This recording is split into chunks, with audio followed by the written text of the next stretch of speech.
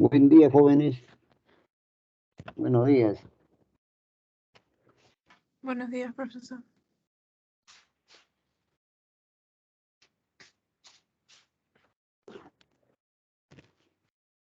En mi pantalla, por favor, alguno de ustedes que me diga sí o no. Sí. Sí, profesor. Se ve, ¿no? Ya muy bien. Voy a comenzar la clase de hoy día. Se trata de estática, en este caso estática de los cuerpos. Y en primer lugar debemos hacer el concepto de fuerza. El concepto es diferente a la definición porque aquí solamente le da la característica que tiene una fuerza, no le da cómo calcularla. En dinámica vamos a hacer cómo calcular esta fuerza que estamos dando ahora como un concepto. ¿Qué dice sobre la fuerza? La fuerza es la acción que realiza un cuerpo sobre otro cuerpo. Es una acción. Quiere decir que debe existir como mínimo dos cuerpos, porque uno acciona sobre el otro. Estos dos cuerpos, como dice allí mismo, pueden estar juntos, en contacto, ¿no? Están en contacto. O también pueden estar a distancia, separados. ¿Cuándo están en contacto? Ustedes están alrededor de muchos objetos en este momento. Hay cuerpos, por ejemplo, yo considerado como cuerpo, me siento, lógicamente, en contacto con el piso. Me siento en contacto con el escritorio. Me siento en contacto con varios cuerpos, ¿no? Que tengo alrededor mío. Entonces, cuando hay contacto, hay una acción de un cuerpo sobre otro. Eso se llama fuerza. Cuando no hay contacto, por ejemplo, la Tierra y la Luna, no están en contacto, pero existe una fuerza. Existe una acción de la Tierra sobre la Luna sobre la Tierra. O también un par de imanes. Un par de imanes no están en contacto, pero un imán acciona sobre el otro accionó sobre el primero, entonces hay una fuerza. Bien, ese es el concepto nada más. ¿Cómo calcularla? No lo podemos todavía hasta llegar a dinámica. Muy bien, ¿qué tipo de fuerza vamos a estudiar? En primer lugar, el peso. El peso que tiene todos los cuerpos. El peso es una fuerza. Entonces, si el peso es una fuerza, esta fuerza siempre va a actuar en el centro de gravedad de los cuerpos y siempre está dirigida verticalmente hacia abajo, ¿sí? Hacia el centro de la Tierra. Por ejemplo, yo tengo un cuerpo de esta forma, un rectángulo, por ejemplo, ¿no?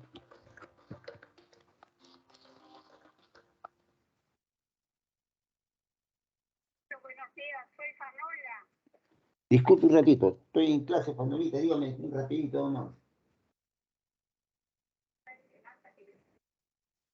Sí, sí.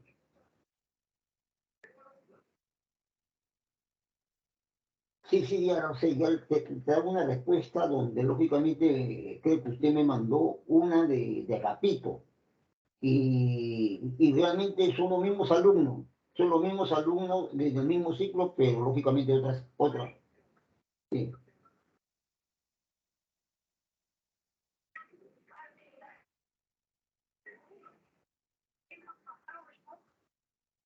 Para Excel, ¿no? En Excel, ¿no? Ya, ya, voy a, voy a revisarlo y voy a, discúlpeme, voy a revisarlo ya. No, disculpe. Disculpen, entonces estamos en el peso de los cuerpos. El peso de los cuerpos, como le decía, es una fuerza que es vertical hacia abajo y pasa por el centro de gravedad de todos los cuerpos. Por ejemplo, yo tengo esta forma de un rectángulo. Un rectángulo no es un cuerpo, pues, ¿no? Pero tiene una forma, vamos a suponer un cuerpo cualquiera, ¿no? Un cubo, un dado, por ejemplo, ¿ves? Tiene esa forma. Entonces está en el centro de gravedad. En este caso, la intersección de las diagonales.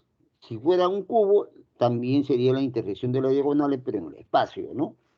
Entonces, por ejemplo, ahí tenemos, ¿ve? Estas son las diagonales y en la intersección está ubicada el peso. Como ven, el peso puede calcularse multiplicando la masa por la gravedad. La aceleración de la gravedad, que ya sabemos que es 10 aproximadamente, ¿no? Bien, ¿qué otra? A ver, otro ejemplo, una esfera. Una esfera, lógicamente que el peso debe estar pasando por el centro de gravedad, que es el centro de la esfera, y siempre hacia abajo. Eso deben hacer siempre. Siempre tienen que hacer acá en este proceso que estamos haciendo de estática o equilibrio también de los cuerpos, ¿no? Una segunda fuerza que también vamos a usar es la tensión. La tensión aparece en cuerpos flexibles. Un cuerpo flexible es una soga, un pabilo, un hilo, ¿no? Un cable cualquier cable que sea flexible, pues, ¿no? Entonces, allí aparece una fuerza interna dentro del cable, dentro del pabilo, porque todo cuerpo está formado por electrones, protones, etcétera, y ahí aparece una fuerza entre todas esas moléculas, o todos esos átomos, moléculas, partículas, todo hay una fuerza electromagnética, y es por eso que la tensión es una fuerza electromagnética interna de los cuerpos, en este caso de los cuerpos flexibles. Yo voy a tener un ejemplo por ahí está. Ahí tengo un cuerpo que está colgado con dos cuerdas que ven ahí, ¿ve? De azul y negro. Entonces la tensión aparece allí, en esas cuerdas, que sigue la dirección de la cuerda. Si yo estoy analizando el cuerpo que está ahí colgado, si yo analizo eso, las cuerdas se dirigen hacia arriba. O sea, la tensión se realiza hacia arriba, en cada cuerda. Ahí tiene la tensión 1 y tiene la tensión 2. Porque estoy analizando, en este caso, el cuerpo. Pero esa misma tensión con el mismo valor y sentido contrario aparece cuando yo quiero analizar el techo, por ejemplo. Si yo quiero analizar el techo, entonces, lógicamente la cuerda hace una tensión, pero no hacia arriba, sino hacia abajo, siguiendo la dirección de la cuerda. Generalmente, nosotros, lógicamente, en los problemas aparece que tenemos que analizar los cuerpos, no el techo, ¿no? Siempre es el cuerpo. Por eso es que pongo acá este ejemplo que es el más práctico. Bien, hay otra fuerza que vamos a utilizar aquí también, es la llamada reacción, una fuerza que aparece cuando los cuerpos están en contacto. Cada vez que dos cuerpos están en contacto aparece una fuerza que se llama reacción. Por ejemplo, acá tienen ustedes un cuerpo que está apoyado en el piso. Entonces, allí están en contacto el cuerpo y el piso. Entonces aparece una fuerza perpendicular a las superficies en contacto. Como es horizontal el piso, entonces la reacción aparece en una manera vertical, ¿no? La vertical y la horizontal son perpendiculares, pues. Bien, entonces dibujemos eso. Vamos a buscar la reacción del piso sobre el cuerpo. Esa es la fuerza que está actuando en el cuerpo. Y le podemos decir normal. Esa fuerza normal, perpendicular, ¿eh? Por eso se dice normal también. Perpendicular. Profesor, y si la superficie no es horizontal, bueno, acá tienen otro ejemplo, no es horizontal la superficie en contacto, pero siempre será perpendicular a la superficie en contacto. Ahí tienen ustedes la normal, ¿ven? siempre será perpendicular a la superficie en contacto. Tenemos una cuarta fuerza que se llama fuerza elástica. Esta fuerza elástica aparece en los cuerpos elásticos. ¿Quiénes son los cuerpos elásticos? Los que lógicamente tienen esa propiedad de estirarse o de comprimirse.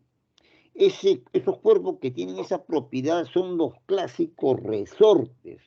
Esos resortes o espirales también se le pueden llamar, ustedes lo conocen también. En su cuaderno, por ejemplo, en espiral, eso, si ustedes sacan esa espiral, eso es un resorte, ¿ve? Muy sensible, pero es un resorte. Se estira o se comprime, ¿no? Claro que también hay resortes más rígidos, ¿no? Y esos rígidos, por ejemplo, hay resortes que tienen todos los carros, ¿no? Por ejemplo, que los automóviles tienen un amortiguador, también se le llama, que lógicamente cuando pase por un bache, si no hubiera esos resortes o esos amortiguadores, lógicamente se va a dañar el carro, ¿no? Pero eso sirve para evitar eso, ¿no? Bien, entonces esta fuerza sí tiene una fórmula, igual que el peso. El peso tiene una fórmula, ahí lo ven usted ahí, que es la masa por la gravedad. La tensión no lo tiene, la fuerza normal no lo tiene, pero la fuerza elástica sí lo tiene. ¿Quién estudió la fuerza elástica? Fue Hooke, y dio su ley, enunció su ley que se le llama, pues lógicamente, la ley de Hooke. Y no dice de que esta fuerza elástica es directamente proporcional a la deformación del resorte. Es decir, cuando más se deforma el resorte es porque hay mayor fuerza que se esté aplicando, ¿no? Eso es, esos resortes. Una liga también puede, una liga, conocen ustedes una liga también puede funcionar como un resorte, porque se puede estirar, pero no se puede comprimir, ¿no? Una liga no lo comprime, pero sí se estira. Bien, la ley de Hooke, ya le dijo, ahí está su fórmula, es directamente proporcional a la deformación, le decía. En este caso la deformación es X. Esta deformación puede ser estirarlo o comprimir el resorte. K viene a ser la constante elástica, así se llama, constante elástica, y no define el por qué, lógicamente, es el tipo de resorte. ¿Por qué? Porque el resorte puede ser de cobre, si es que es metal, puede ser de plata, o puede ser de cualquier otro material, ¿no? Puede ser lo que tenemos, le decía antes, lo que tenemos en los cuadernos, un resorte que no es metálico, ¿no? Bien, entonces, F es la fuerza elástica y X es la deformación y K es la constante elástica, ¿ya? Acá tienen ahí un ejemplo, si buscan, acá ve un resorte que no está estirado. Ahí está el nivel, no está estirado. Los quiero estirar. Si quiero estirarlo, le aplico una fuerza nada más. ¿Ve? Lo estiré. ¿Pero por qué? Porque le apliqué una fuerza, pues. Esta fuerza es la fuerza elástica, la que deformó el resorte. Esta es la fuerza elástica que deformó el resorte. Y esto debe obedecer la ley de Hooke. KX, F es igual a KX. Esta fuerza es igual a KX. Eso es lo que nos quiere decir, ¿eh? Esa es la deformación X y F será KX, ya lo hemos dicho. Bien, por ahora solamente estamos estudiando estos tipos de fuerzas. A medida que vamos avanzando en el curso, se va a estudiar otro tipo de fuerzas. Vamos a estudiar, por ejemplo, la fuerza llamada rozamiento, vamos a estudiar la fuerza llamada empuje, vamos a estudiar la fuerza llamada fuerza eléctrica, ¿no? Y hay muchas más fuerzas que a medida que se estudia, lógicamente se va a definir y utilizar. Una vez que conozcamos los tipos de fuerza, vamos a hacer el diagrama del cuerpo libre. El diagrama del cuerpo libre simplemente es analizar, estudiar un cuerpo con respecto a las fuerzas que están aplicándose allí en ese cuerpo. Entonces, ¿qué hacemos? Aislamos imaginariamente aislamos a un cuerpo, ya lo aislamos.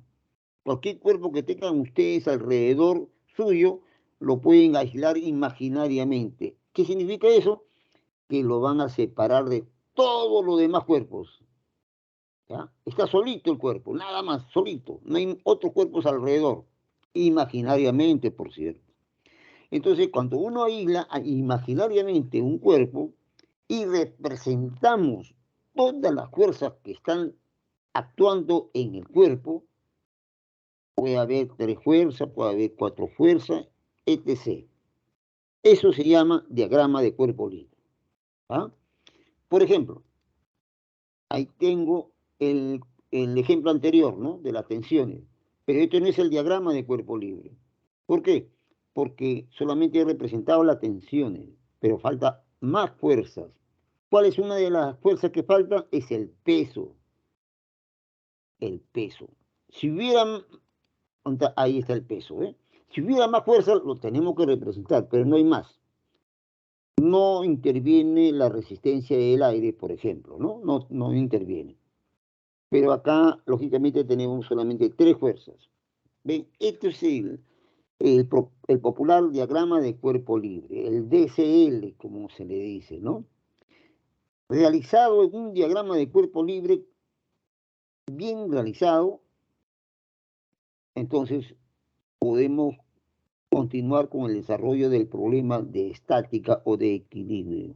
Eso es lo primero que tienen que hacer y bien realizado. Si está mal realizado el diagrama de cuerpo libre, no continúe. ¿Por qué? Porque el resultado va a salir equivocado, errado, el resultado, la respuesta, ¿no? Tiene que estar bien hecho este diagrama. Bien, bien, bien. Vamos al hecho del tema. El tema consiste en estudiar el equilibrio de los cuerpos. El primero es el equilibrio de traslación, el equilibrio de fuerzas concurrentes. Las fuerzas concurren acá todas en un punto, como en el caso anterior, ¿ve? La tensión 1, la tensión 2 y el peso coinciden, ¿no? En un punto. Son fuerzas concurrentes. Entonces, cuando sucede eso, el cuerpo no se traslada ni a la derecha, ni a la izquierda, ni hacia arriba, ni hacia abajo. Profesor, se puede trasladar también. Claro, eso lo veremos un poco más después, porque el equilibrio le estoy dando como un comienzo y después vamos a tener que generalizar el equilibrio poco a poco, jóvenes, porque necesitamos la segunda ley de Newton para expresar que existe equilibrio cuando un cuerpo se mueve. Profe, ¿cómo se va a mover y existe equilibrio? Así es, jóvenes, así es, aunque ustedes no lo crean. Ya le diré por qué. Por ahora tenemos esto, por ahora. Bien, entonces enunciaremos el equilibrio. Acá mismo le voy a leer esto, dice, un cuerpo está en equilibrio de traslación cuando la suma de las fuerzas aplicadas sobre el cuerpo es cero.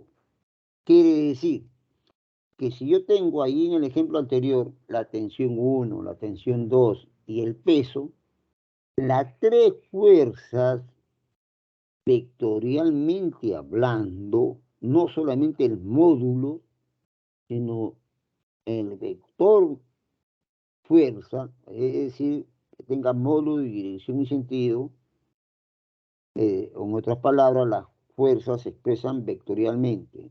Suman los 3 vectores, los 4, los 5 vectores, la suma debe dar 0, un vector nulo. Eso es lo que me quiere decir la primera parte de este enunciado. Repito, un cuerpo está en equilibrio de traslación cuando la suma de las fuerzas aplicadas sobre un cuerpo es 0. Eso quiere decir lo que le estoy explicando, nada más. El otro enunciado a continuación dice, todo cuerpo en equilibrio no tiene ningún tipo de aceleración. Ahí donde lógicamente queríamos llegar, ¿no? Ese ya estamos adelantando. ¿Por qué? Estamos adelantando el tema. Todo cuerpo en equilibrio no tiene ningún tipo de aceleración. Exacto. No, el cuerpo que ustedes están mirando, observando allí en pantalla, no está acelerándose. ¿Qué significa que no acelere? Que la aceleración tiene que ser cero, pues. Ah, ya, bien, bien, bien. Profe, si la aceleración es cero, ¿no se mueve? Sí se mueve. Ahí está lo que quería decirle. Si una aceleración es cero, o bien la velocidad es cero, o bien la velocidad es constante. Es decir, tiene un valor, pero que no cambia su valor de esa velocidad, ni en dirección ni en sentido. Claro, pues. Porque si no cambia la velocidad, por ejemplo, este cuerpo que está aquí en pantalla, se está moviendo hacia arriba, por ejemplo, todo, ¿ah? Se mueve hacia arriba, pero no cambia su velocidad. Entonces no hay aceleración, pues. La aceleración es cero, ¿no? Porque la aceleración es el cambio de velocidad con respecto al tiempo, pero si no hay cambio, es cero, pues, el cambio. Ah, ya, entonces todo cuerpo en equilibrio no tiene ningún tipo de aceleración. Ahí está la segunda parte. Es decir, puede moverse a velocidad constante o estar en reposo. Cualquiera de los dos casos. O bien se mueve a velocidad constante o bien no se mueve por velocidad cero. Ese es el concepto más amplio de equilibrio, pues. ¿Ve? Ahora sí pueden entender el equilibrio. El equilibrio de los cuerpos se soluciona empleando varios métodos. El método que ustedes crean más conveniente, el que ustedes utilizan más en el desarrollo de los problemas, porque así lo han creído conveniente cada uno de ustedes. Hay tres métodos que, claro, hay hasta un poco más, pero acá les voy a mencionar tres. El primer método que estoy llamando método de las coordenadas cartesianas. El método de las coordenadas cartesianas significa que debo trazar un sistema de coordenadas en el diagrama de cuerpo libre. Ahí tengo que trazar un sistema de coordenadas, un eje X y un eje Y. Ese punto de concurrencia generalmente está en el centro de los cuerpos. El cuerpo que estoy analizando, por allí paso un centro lógicamente, de coordenadas, ¿no? Entonces paso allí y observo claramente lo que debe suceder para el equilibrio. El cuerpo, en primer lugar, para utilizar este método, simplemente es algebraico. Sumamos toda la fuerza en el eje X hacia la derecha y lo igualamos a la suma de todas las fuerzas que van hacia la izquierda. Eso es por un lado. Por otro lado, sumo todas las fuerzas que van hacia arriba y lo igualo a la suma de todas las fuerzas que van hacia abajo. Es decir, en otras palabras, no se va ni hacia arriba, ni hacia abajo, ni a la derecha, ni a la izquierda. ¿Se dan cuenta? Está en un solo punto. Eso es lo que quiere decir el método de las coordenadas. Matemáticamente se enuncia así, pues. La sumatoria de todas las fuerzas, hay unas flechitas arriba, ¿no? La sumatoria de todas las fuerzas que van hacia arriba, ahí está la flechita, es igual a la sumatoria de todas las fuerzas que van hacia abajo. Ahí está la flechita que señala hacia abajo.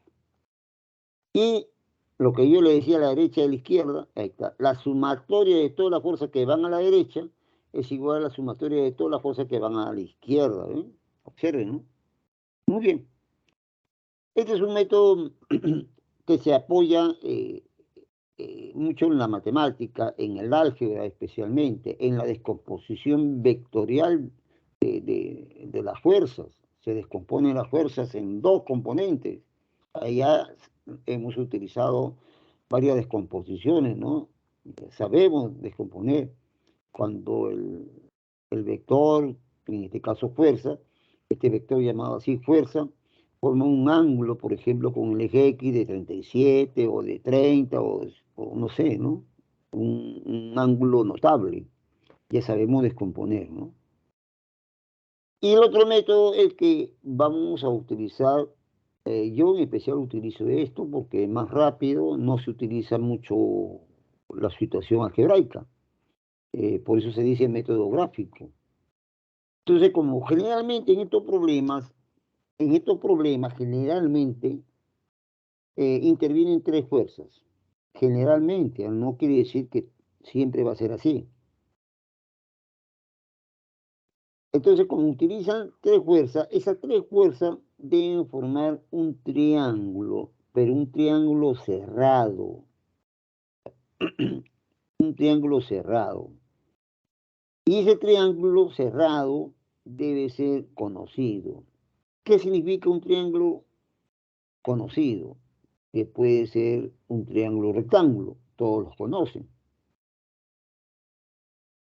Puede ser un triángulo isósceles, claro, todos lo conocen. Un triángulo equilátero, también lo conocen. Pero deben conocer más sus propiedades de un triángulo equilátero, sus propiedades de un triángulo isósceles, sus propiedades de un triángulo rectángulo. En el triángulo rectángulo pueden aplicar Pitágoras, por ejemplo. Pueden aplicar funciones trigonométricas, ¿no? Seno, el coseno, la tangente de un ángulo, ¿no? Pueden aplicar tranquilamente, ¿no? En el triángulo isósceles de igual manera, si es que estás en una altura, de igual manera el equilátero. Pero en el equilátero ustedes saben que todos los lados son iguales. Entonces todas las fuerzas, todos los valores de las fuerzas son iguales. En cambio en el isósceles solamente dos lados son iguales. Entonces los lados que están allí, los vectores fuerza, esos dos vectores son iguales.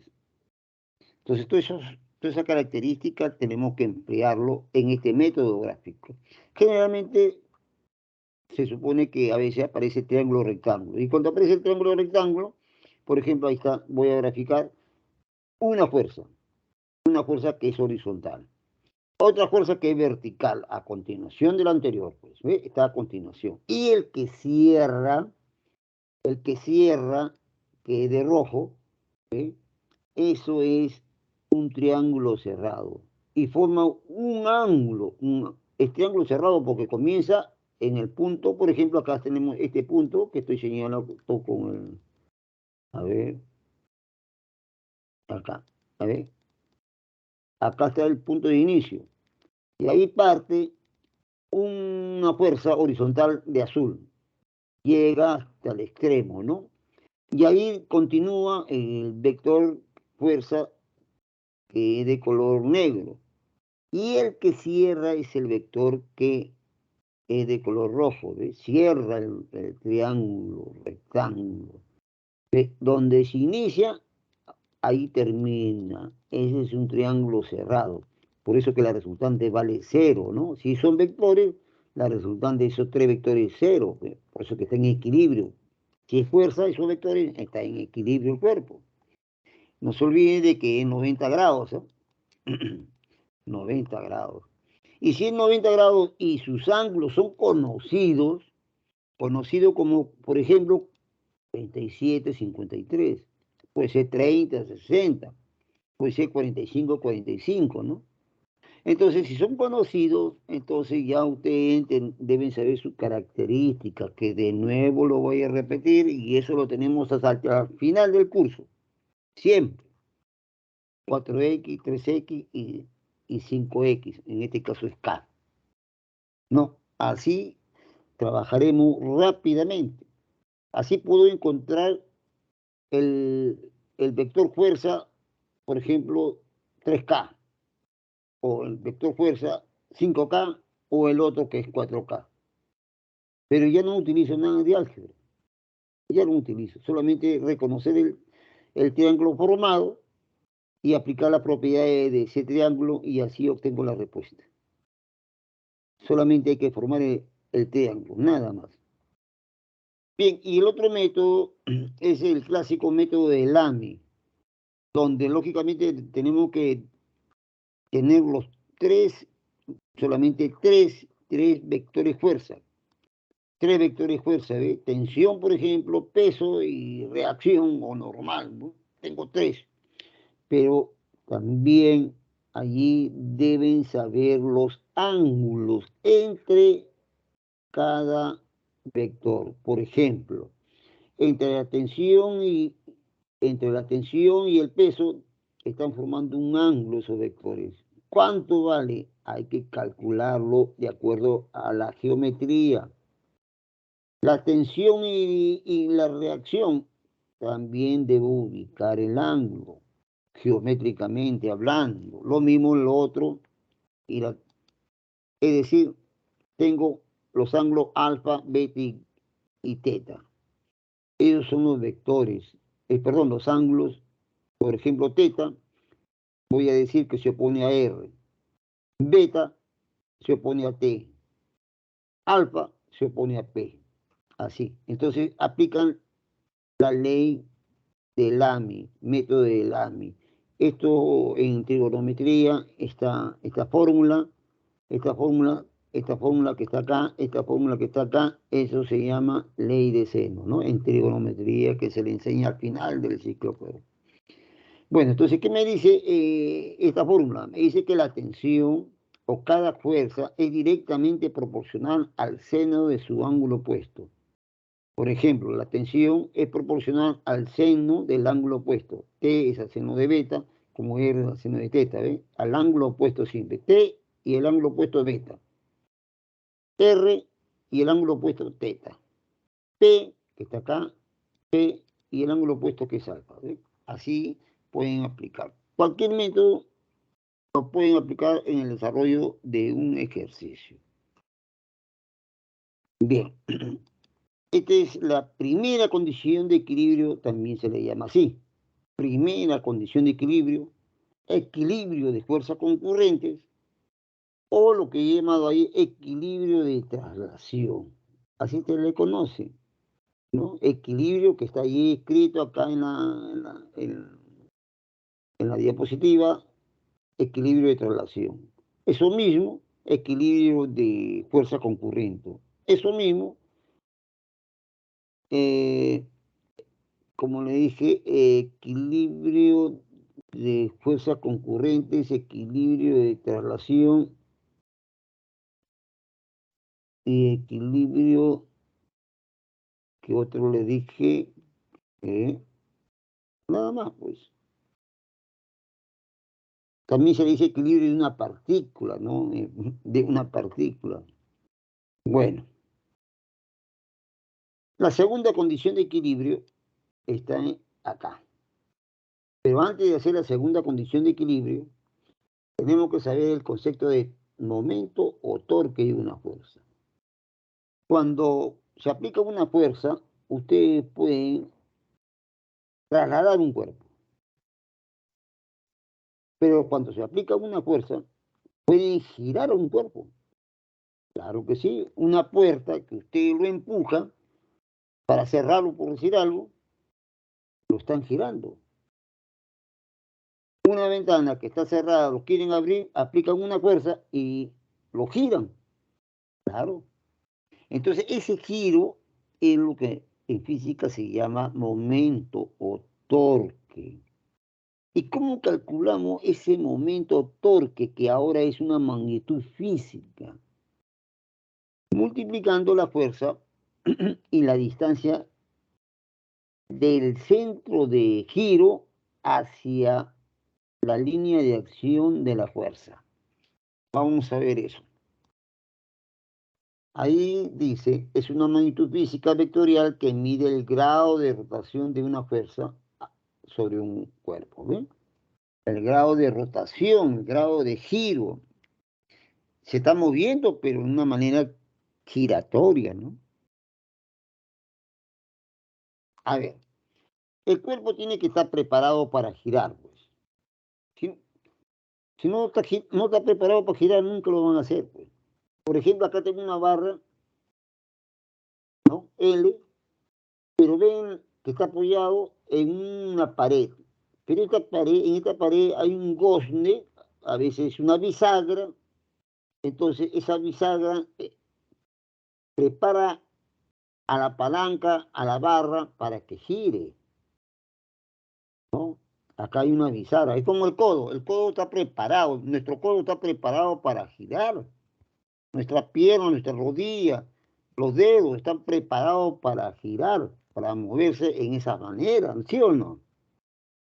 Entonces acá también en física también tiene que estar preparado el cuerpo, ¿no? En este caso tiene que ser una puerta, tiene que estar, pero siempre tiene que estar con un gozne o una bisagra, algo que haga girar al cuerpo alrededor de ese punto o de ese eje.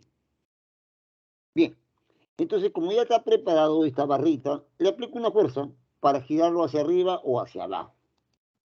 Ahí está, le aplico esa fuerza F de color rojo. Entonces lo va a girar hacia arriba, ¿no? En forma antihoraria. Lo va a girar en forma antihoraria a la barra. Y cada vez que gira en forma antihoraria, eso lo vamos a considerar en una manera convencional positivo. No le estoy diciendo que siempre va a ser así, no, es una manera convencional. Si quieren lo hacen al revés, no hay ningún problema. Pero si lo consideran negativo, tienen que comenzar con el problema así y terminar el problema así. No van a cambiar en el desarrollo del problema de signo a veces positivo o a veces negativo. No, no, una sola vez y listo. Bien, entonces yo considero positivo siempre, pues, ¿no? Generalmente todos los problemas lo consideran así, el antehorario positivo. Entonces esto lo gira positivamente, por decir, ¿no? Ahí está. Bien, ¿y cómo se calcula? Multiplicando lo que vale la fuerza por la distancia desde el punto de giro hacia la línea o hacia la dirección también de la fuerza. Es decir, esa distancia tiene que ser mínima. A esa distancia que es mínima debe ser la perpendicular. Esa distancia también se le llama brazo de palanca muchas veces. A esta distancia que voy a dibujar, ¿ve? Este es el ángulo teta que forma la fuerza F con la barra, que está horizontal, ¿no? Entonces vamos a hacer la distancia. Vamos a hacer la distancia. Ahí está la distancia, ¿ve? La distancia es la perpendicular mínima, la fuerza o la distancia mínima que es la perpendicular desde el centro de giro. El giro está acá, ustedes saben que el giro está acá, el giro está acá, ahí está el giro, el punto de giro, está la bisagra, el gozne, de ahí trazan la perpendicular a la fuerza. Esa es la distancia, ese es el brazo de palanca. Entonces lo multiplican y ya tienen el momento. Profe, ¿hay otra manera? Claro que hay otra manera, la que más se usa, ¿no? O, bueno, lo que yo observo, ¿no? Lo que yo observo, hay otros que de repente no lo hacen así, ¿no? Lo que más se usa, ¿no? Entonces, otra manera. Pero antes quiero dar un ejemplo de abrir o cerrar una puerta. ¿Quién no lo sabe? ¿Quién no sabe abrir o cerrar la puerta? Pero yo le digo, si la puerta está abierta y quieren cerrarla, le aplican una fuerza, está bien. Pero yo le digo, apliquen una fuerza en la bisagra. Si ustedes aplican una fuerza a la bisagra, ¿ustedes pueden cerrarla o pueden abrir la puerta? No. No, no se puede abrir ni cerrar la puerta si es que ustedes aplican una fuerza en la bisagra, que es el eje de giro. No, no puede, imposible, imposible. Tiene que estar fuera del eje de giro para abrir o cerrar la puerta. Fuera, a una distancia, nunca en el mismo punto. Entonces, quiere decir que a esta fuerza F yo lo voy a descomponer. Yo lo voy a descomponer esta fuerza F en dos fuerzas. Uno a lo largo del eje donde está la barra, o sea, horizontal, y otro perpendicular. O sea, las componentes de F en el eje X, en el eje Y, o en el eje horizontal, o en el eje vertical, ¿no? La descomponemos, a ver qué sucede. Ahí está mi rectángulo, ¿ves? Donde lo voy a descomponer.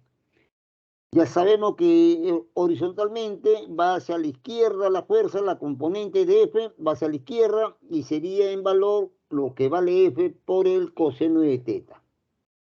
Y la otra vertical sería el valor de F por el seno de teta. Uno es coseno, el que está adyacente, y el otro que es el seno. Ahí están las componentes y ahí le he puesto los valores, ¿ves? Observen a F coseno de teta. F coseno de teta está pasando por el centro de momento, el centro de giro. Si está pasando por ese centro, no hace ningún momento, no hace ningún giro, no va a girar para nada esta fuerza. Esta fuerza está por demás. F coseno de teta está por demás, no actúa en el giro. El que va a actuar en el giro va a ser F seno de teta. Ah, ya. Entonces, el momento se debe a F seno de teta. El momento será la fuerza, que es F seno de teta, por su distancia, que debe ser perpendicular. Ah, la perpendicular en este caso va a ser desde el centro de momento hacia la fuerza. Sería el mismo L. ¿Ah? Entonces el momento sería F seno de teta por L. ¿Ve? Así, esto emplea mucho de la persona que desarrollan el equilibrio. Bien, pero profe, es lo mismo, es lo mismo. Si quieren pueden comparar la primera fórmula con la segunda, es lo mismo. Se compara por trigonometría nada más y son lo mismo, ¿no? Bien. Continuamos entonces y enunciamos la segunda condición de equilibrio. Ya hicimos la primera, ahora vamos a la segunda. Ahora no quiero que haya giro, no quiero que haya momento, no quiero que haya rotación. El cuerpo no debe hacer ni giro ni rotación, nada, solamente se queda allí, no debe haber. Y para que no haya giro, ¿qué debe haber? Que la suma de momento debe ser cero, pues. La suma de todos los giros que hace cada una de las fuerzas, la suma debe ser cero. Porque los momentos pueden ser positivos, pueden ser negativos, la suma de todo debe dar cero. Cero. Eso debe cumplir para que tenga el equilibrio de rotación, el equilibrio de giro. Esto de acá. ¿Ve? Esto de acá dice que la sumatoria de momento, ¿no? Ahí, sumatoria de momento, y este giro es positivo, pues. En el giro antihorario debe ser igual a la sumatoria de momento en el giro horario, ¿ve? En el giro horario. Eso es lo que debe cumplirse. Esa es la segunda condición de equilibrio. Hasta acá es estática. Hasta acá cumplimos con estática. La otra parte es, bueno, este me faltó, ¿no? El teorema de Varignon. El teorema de Varignon nos dice lo siguiente, que puede haber dos fuerzas o tres fuerzas que hacen cada uno de ellos un giro. Bien, esas tres fuerzas tienen una resultante, correcto, tienen una resultante, que puedo hallarlo, la resultante. Entonces, la resultante también va a ser un giro, pero ese giro reemplaza a los tres anteriores. Entonces, el teorema de Bayes dice que el momento de la fuerza resultante es igual a la suma de los momentos de la fuerza componente de la resultante. Dicho en matemática, eso quiere decir. El momento de la fuerza resultante es la suma de los momentos de todas las componentes de las fuerzas, que puede haber 2, 3, 4, 5, n fuerzas. Cada fuerza hace un giro. La suma total de los giros es el momento de la fuerza resultante. Es lo mismo. Es lo mismo. Ahora sí pasamos a la otra parte, la segunda, que es la dinámica. Ahora sí, este tema de dinámica completa los conocimientos que hemos tenido en cinemática y lo que estamos haciendo ahora, la estática. Lo va a combinar, es decir, va a estudiar el movimiento con la fuerza que produce el movimiento. Ahora sí vamos a relacionar eso. ¿Quién produce el movimiento? La fuerza. No hay más. Una o dos o varias fuerzas. La fuerza resultante, en otra palabra, es la que va a dar movimiento a los cuerpos. Y ese movimiento que dan las fuerzas hacia los cuerpos lo estudió Isaac Newton. Enunció sus tres leyes. Para enunciar sus tres leyes, Newton no está haciendo lo que nosotros pensamos, ¿no? Enunciar en palabras, enunciar con oraciones. Esa ley no. Él tenía que demostrar lo que va a enunciar. Demostrar matemáticamente. Pero no había esa matemática en su tiempo, no había esa matemática. Entonces, con otro matemático, inventaron una nueva matemática que se llama ahora el cálculo diferencial y el cálculo integral para poder enunciar sus leyes de Newton.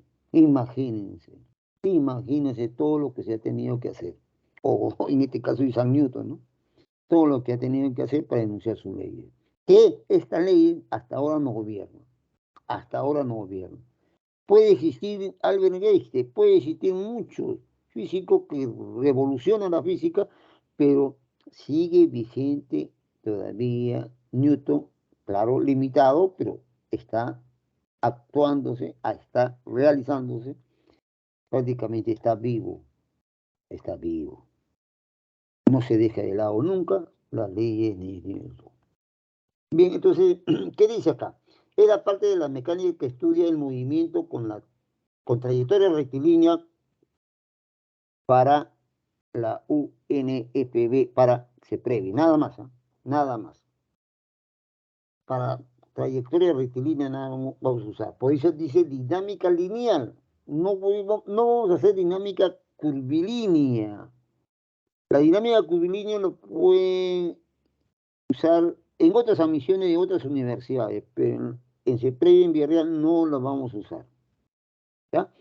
¿Por qué? Porque así pide el programa. No podemos hacer algo más que lo que dice el programa porque no puede venir una pregunta de ello. No puede venir dinámica curvilínea, porque así está preparado, ¿ya?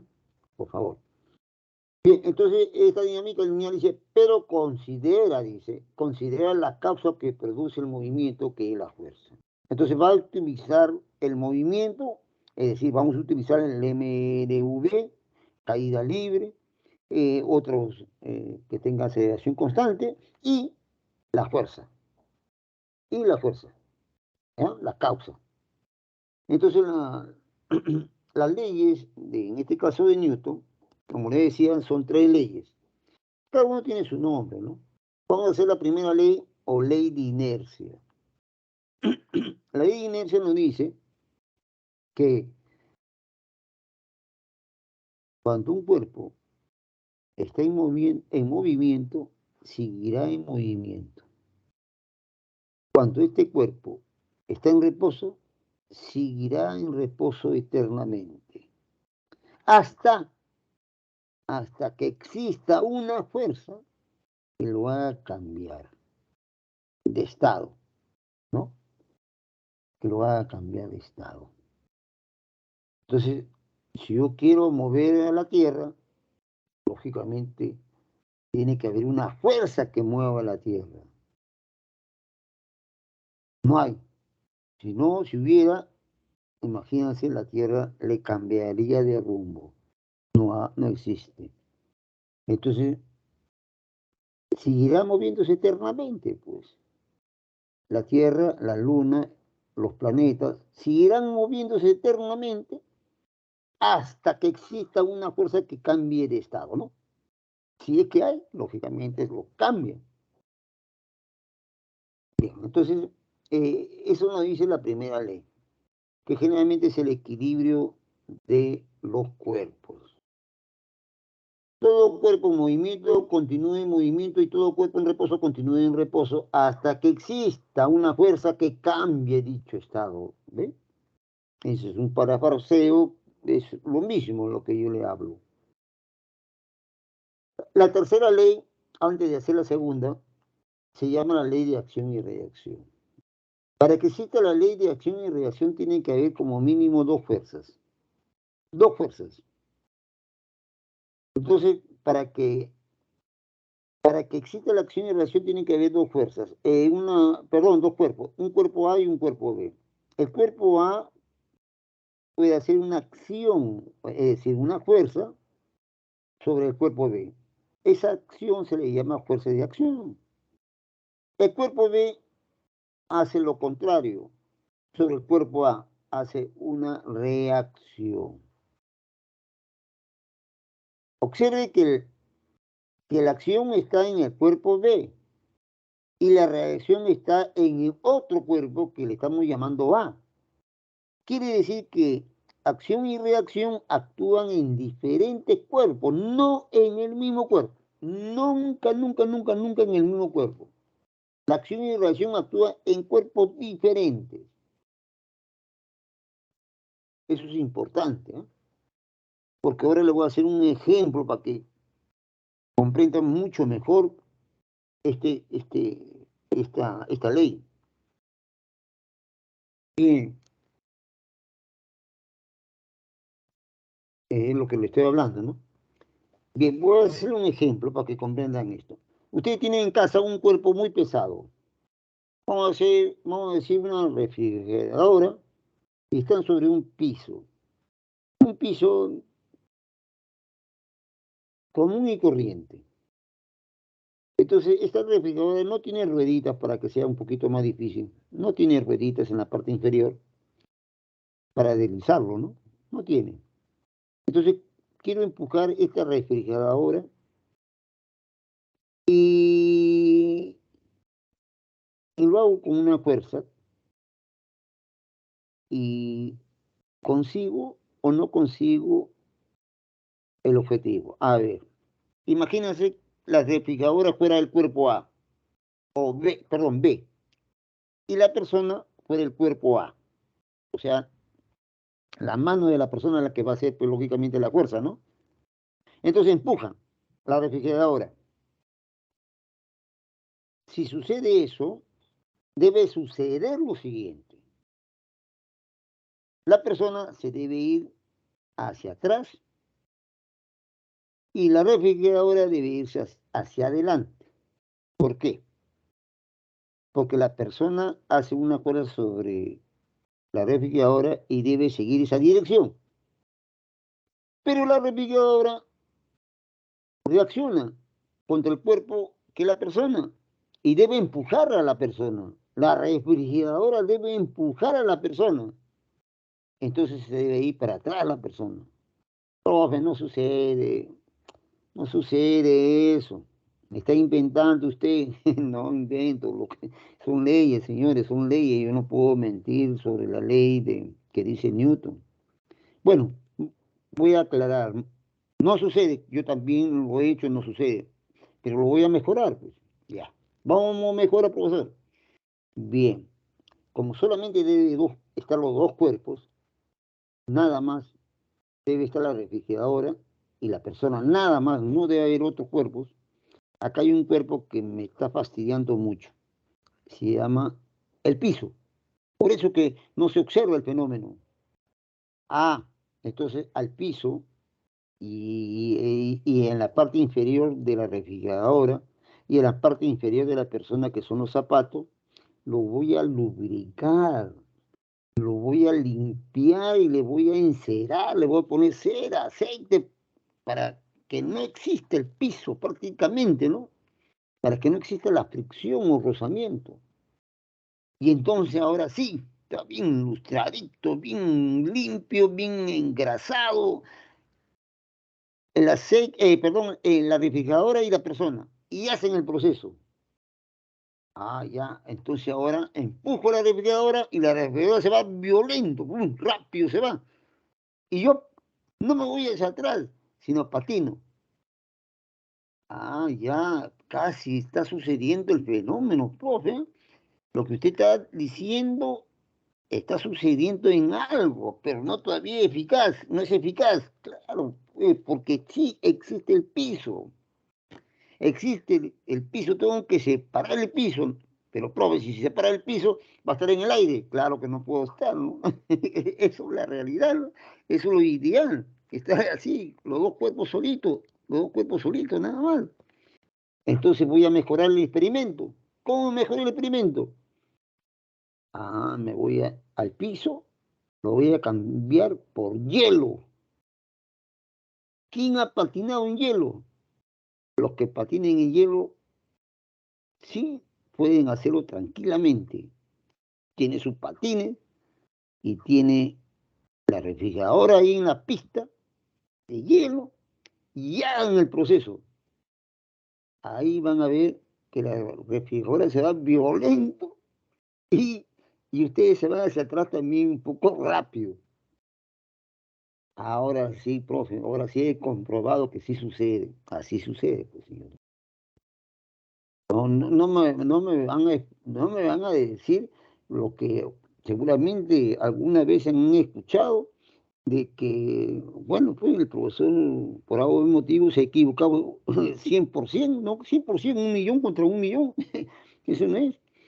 Porque dice, yo te golpeo. La reacción es que tú me golpees. No, ¿qué tiene que ver eso? Nada tiene que ver acción y reacción en eso, ¿eh? Por favor. Nada tiene que ver. Bien, entonces ya tenemos la tercera ley, vamos a la segunda. La segunda ley es una ley cuantitativa, es una ley que también se le llama fundamental, pero esta ley me da ya no el concepto de fuerza, sino la definición de fuerza. Ahora quiero saber cuánto vale la acción, cuánto vale la reacción y cuánto vale cualquier tipo de fuerza. ¿Cómo voy a calcular eso con la segunda ley de Newton? Nos dice, según Newton, que a mayor fuerza, mayor aceleración. Cuanto más aplicas una fuerza, mayor valor de una fuerza hacia un cuerpo, entonces acelera mucho mayor. Y cuando hace lo contrario, menor. Entonces, eso es lo que nos dice la segunda ley. Dice, toda fuerza resultante no nula, al actuar sobre un cuerpo de masa m constante, por ahora es constante, produce una aceleración que posee la misma dirección de la fuerza resultante, siendo su valor directamente proporcional a la fuerza. O sea, mayor fuerza, mayor aceleración. Ahí está su fórmula, vean. Esta es la masa M, el cuerpo de masa M. Puede haber un cuerpo, dos cuerpos, tres cuerpos, cuatro cuerpos, la cantidad de cuerpos que quieran ustedes. Y si le aplica también la cantidad de fuerza que quieran, pero la fuerza resultante es lo que me interesa. Por ejemplo, ahí está actuando una fuerza P hacia la izquierda y está actuando una fuerza F hacia la derecha, formando un ángulo θ con la horizontal. Entonces, el cuerpo acelera hacia la derecha. ¿Por qué? Porque F es mucho mayor que P, seguramente, ¿no? A ver, ¿qué dice ahí? Lo descompongo con la fuerza F en 2, ya sabemos la descomposición, y se va hacia la derecha, por decir algo, a ver, es el peso, la normal, y se va a la derecha, ahí está, la aceleración es hacia la derecha. ¿Por qué se va hacia la derecha? Se va hacia la derecha porque las fuerzas horizontales que ven allí, solamente las fuerzas horizontales, que hay más que dos, miren, observen ustedes la figura, de todas las fuerzas que observan ustedes allí, hay solamente dos que son horizontales. F coseno de teta y el otro que es contrario y lo hemos simbolizado con P. Entonces F coseno de teta tiene que ser mayor que P para que acelere hacia la derecha. Porque si fuera lo contrario, P mayor que F coseno de teta, acelera hacia la izquierda. En este caso estamos señalando hacia la derecha, entonces F coseno de teta tiene que ser mayor que P. Y la resultante sería la diferencia, pues, esa sería la resultante. Muy bien. Esa diferencia, que es la resultante, es directamente proporcional a la aceleración.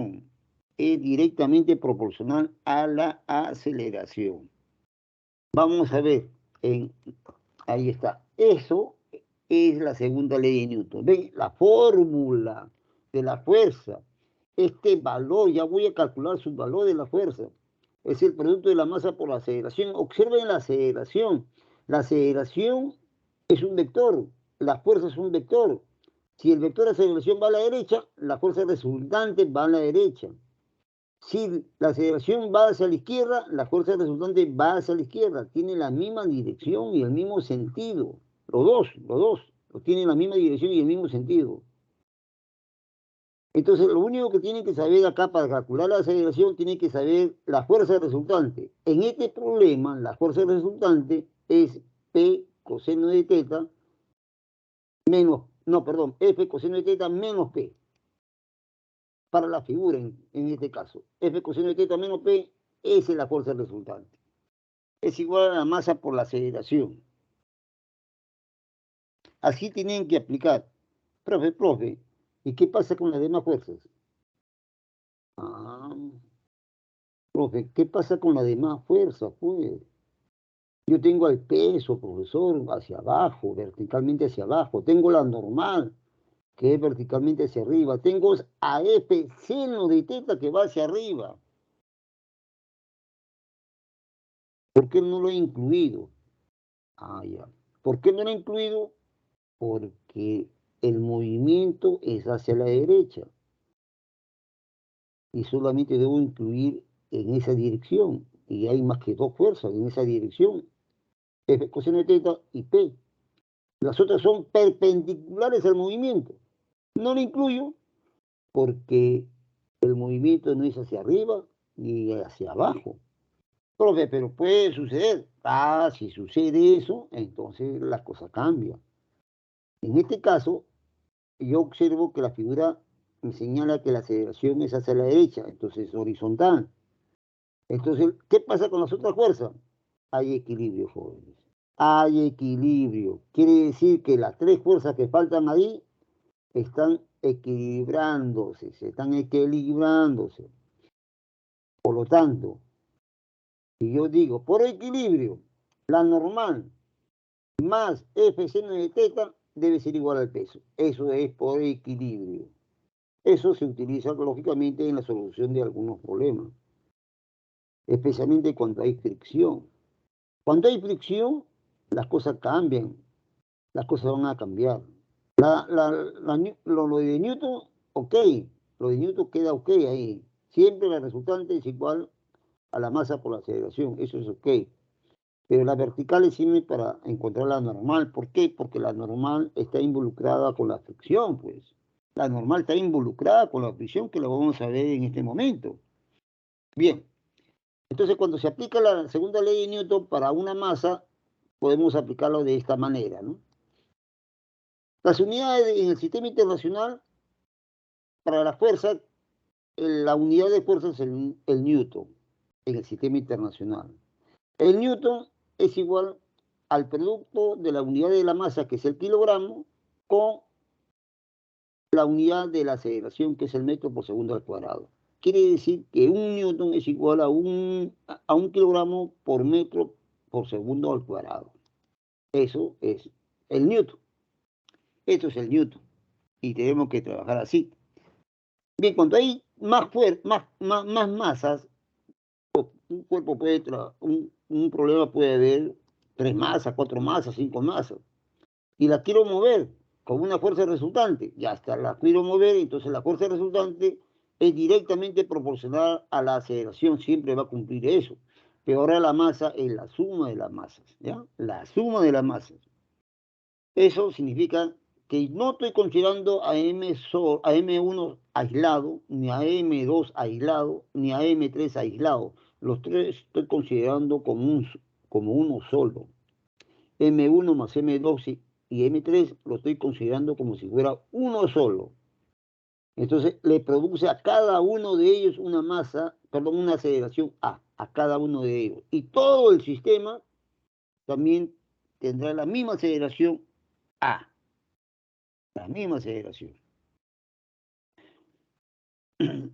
Lo que le decía, la fuerza de rozamiento o fricción. Entonces, esta fuerza de rozamiento o fricción siempre se opone al movimiento de los cuerpos. Se opone. Se opone, por favor. Eso no quiere decir que la fricción produce movimiento. No, no produce movimiento, se opone. ¿Ok? Nunca produce movimiento, se opone al movimiento que es diferente. Bien. Entonces, hay dos tipos de fricción o rozamiento, la fricción estática y la fricción dinámica.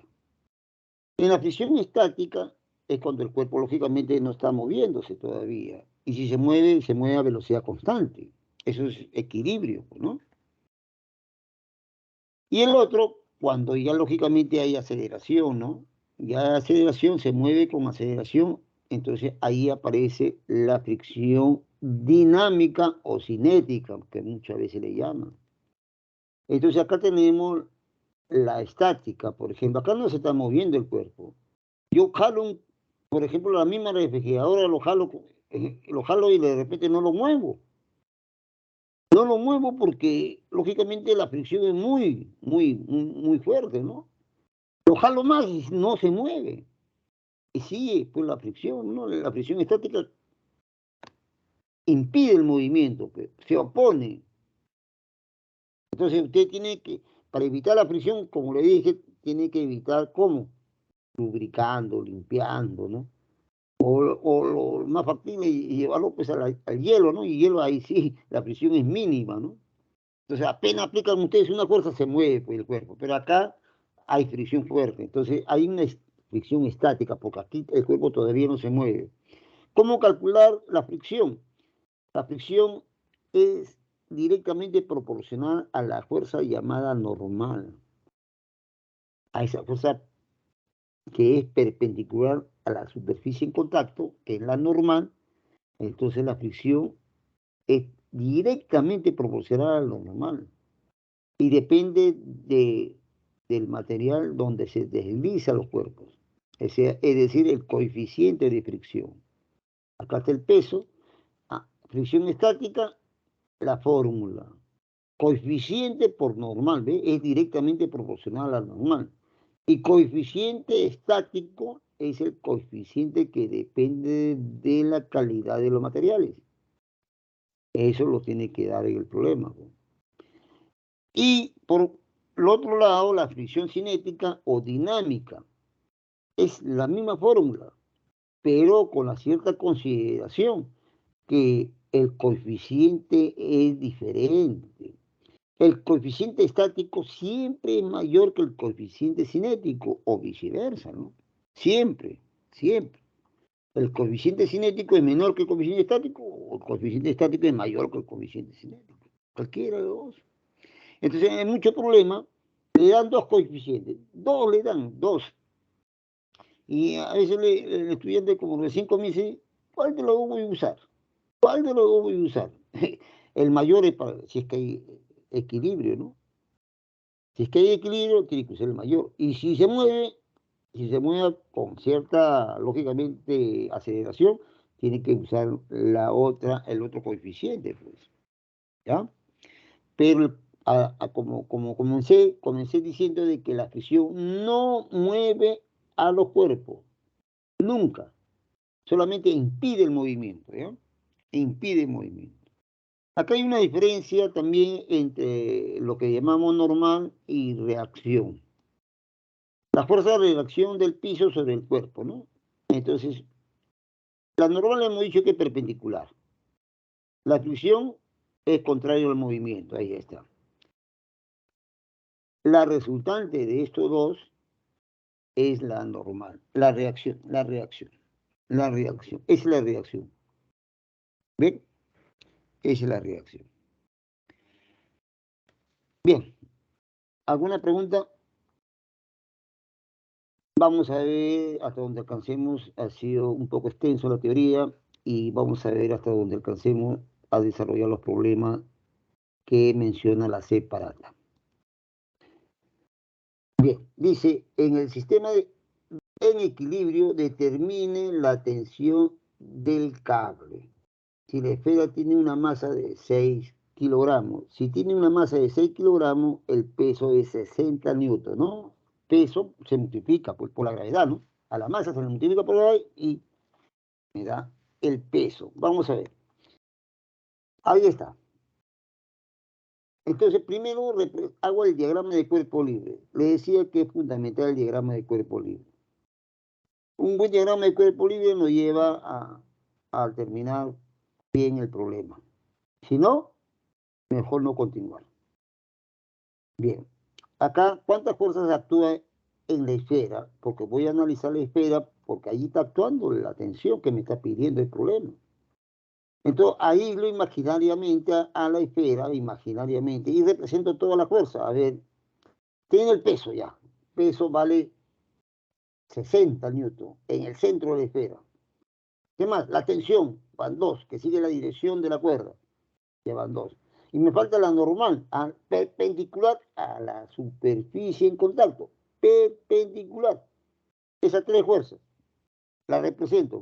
Y ya no hay más. Ya no hay más. El peso, la normal, que es perpendicular a la superficie en contacto. Ven también viendo que es perpendicular. Observa que el peso es vertical y el piso que está ahí, ven usted el piso que es horizontal, también es perpendicular. No lo he representado ahí, pero es perpendicular, ¿no? Bien, y la tensión. Son 3. No hay más. Ese es el diagrama de cuerpo libre. Ahora, método de solución. 3 métodos. Uno de ellos voy a emplear, el gráfico. El gráfico, pura geometría. Pura geometría.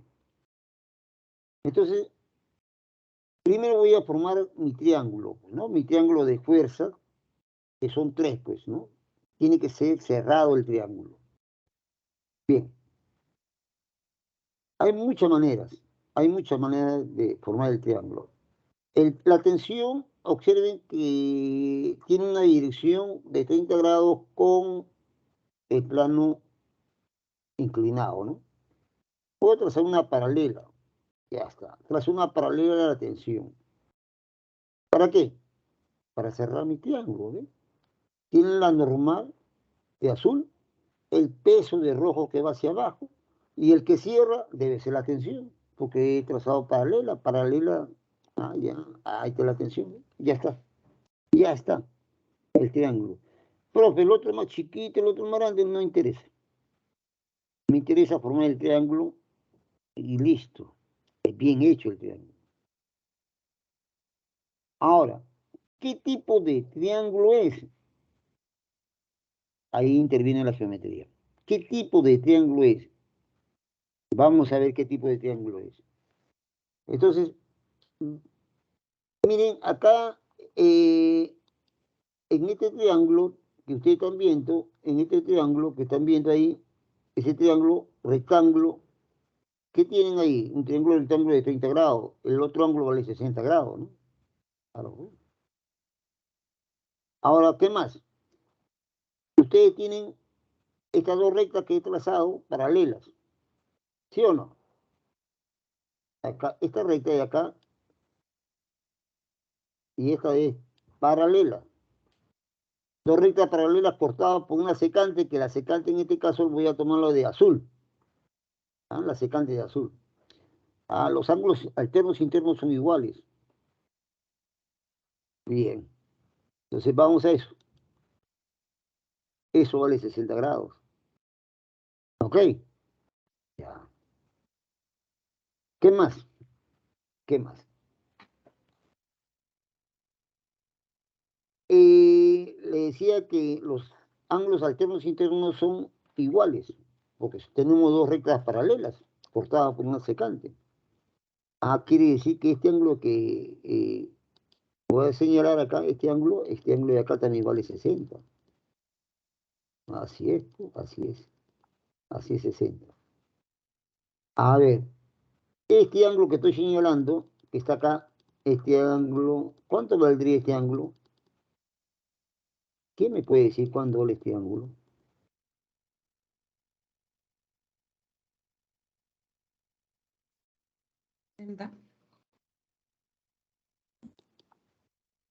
A ver, miren a este triángulo.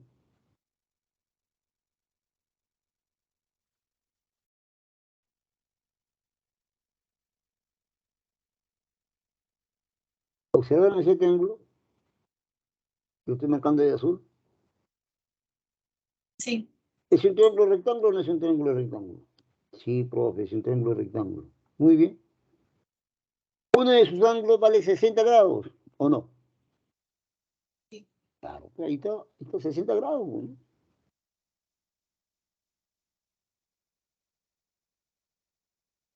Este ángulo es 60 grados, pues. Entonces este 90, este 30. Si es 30, lo que yo le estoy diciendo vale 60, ¿no? Entonces, ese es 30, 60. Ya tengo un ángulo del triángulo. Tengo un ángulo del triángulo recién, ¿ves? De geometría nada más. Ahora el otro que decía que es paralela, alternos internos, también son iguales. Y ya tengo dos ángulos del triángulo.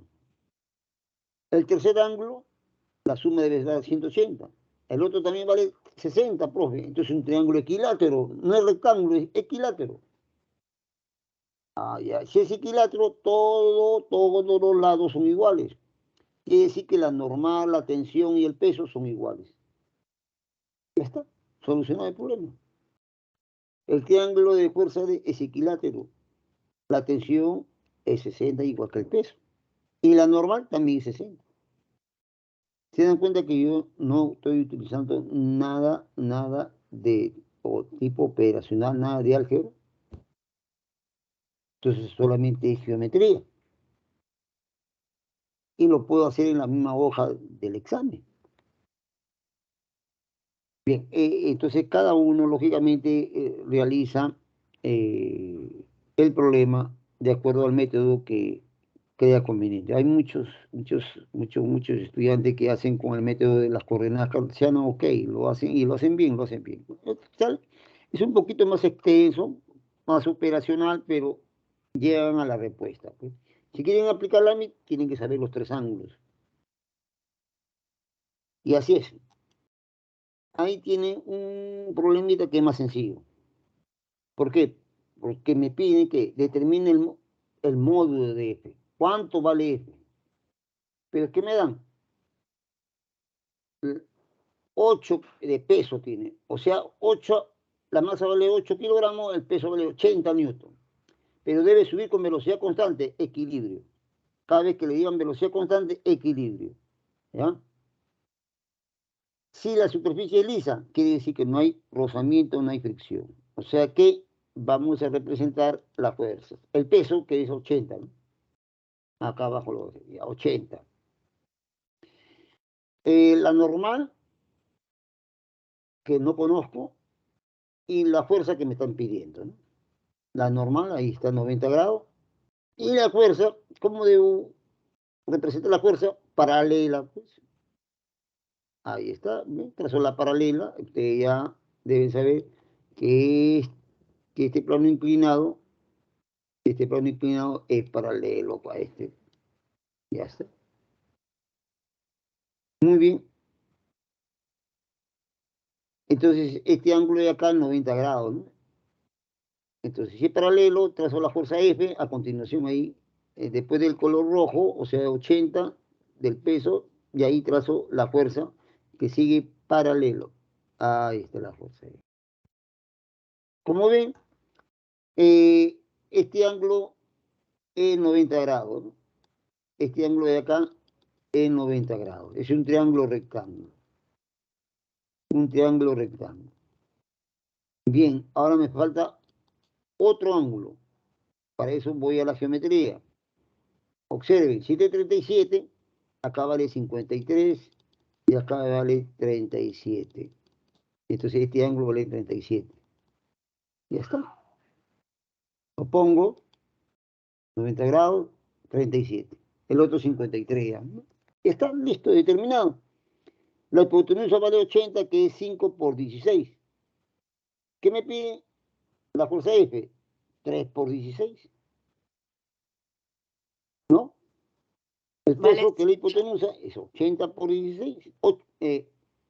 80 es 5 por 16. El otro será 3 por 16. ¿Ve? 85 por 16. F será 3 por 16. porque está frente a 37, pues. Frente a 37 es el menor lado, ¿no? Entonces, ese es el resultado que nos sale 48.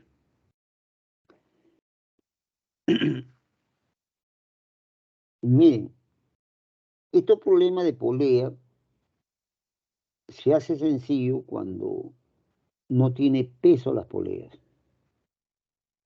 Cuando no hay peso en la polea se hace rápido, pero cuando tiene peso hay que tener mucho cuidado. Pero ustedes observan a las cuerdas. Hay varias cuerdas. Hay cuerdas iguales. Por ejemplo, voy ahorita a poner las cuerdas iguales. ¿Cuáles son las cuerdas iguales? Esta de acá. Esta cuerda que viene por acá, se viene por la polea, regresa y son igualitas, ¿no? Esa. Es decir,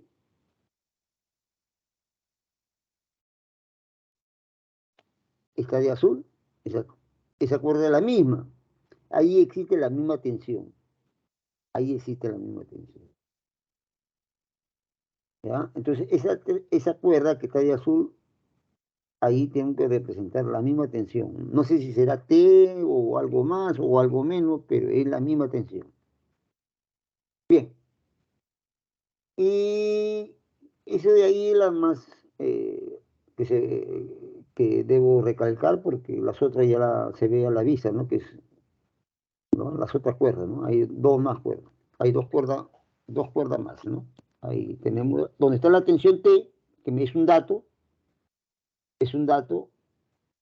y me dan el peso del bloque que es 364, o sea, el bloque está de color negro, y ¿qué más? Y cada polea pesa 4 newton.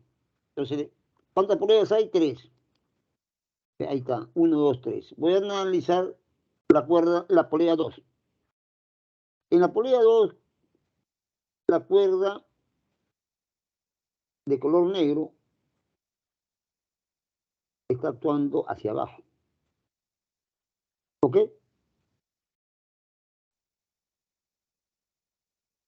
Si yo analizo la polea 2, las cuerdas lo están jalando hacia abajo.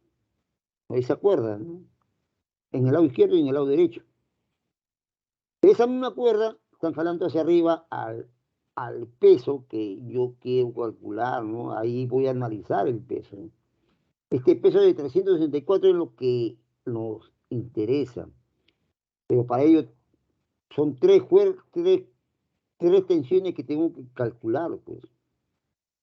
Primero, analizo la polea 2. Hay una tensión, en el otro lado hay otra tensión y un peso de la polea.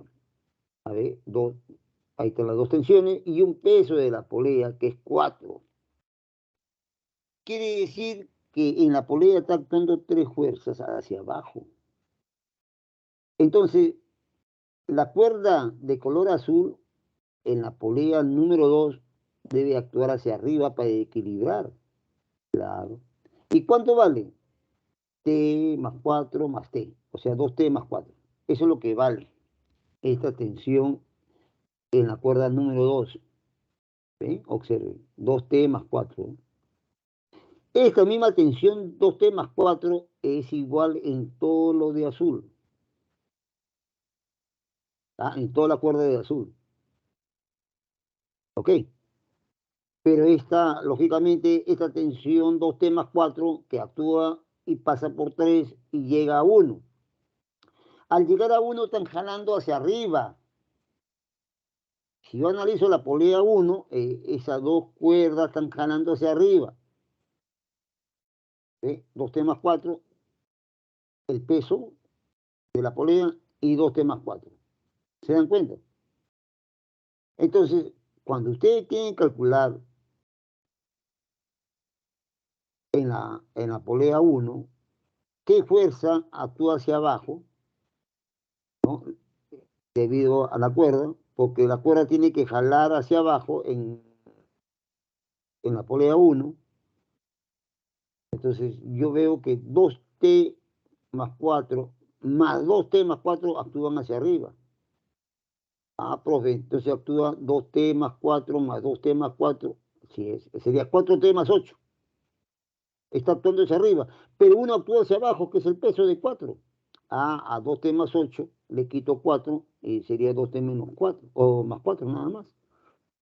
Ah, esa es la que actúa hacia abajo acá en la polea 1, correcto.